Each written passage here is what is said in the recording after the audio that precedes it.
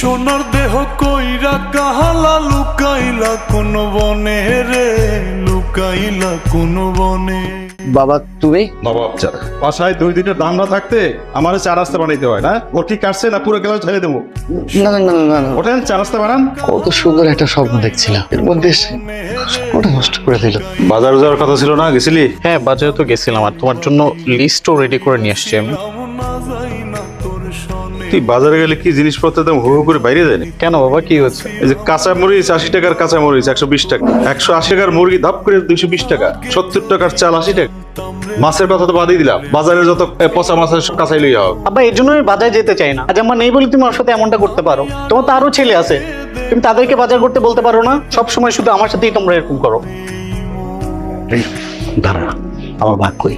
ঠিক আছে, বাকিটা ছাদে চল, সব ভাগ হয়ে গেল। চল।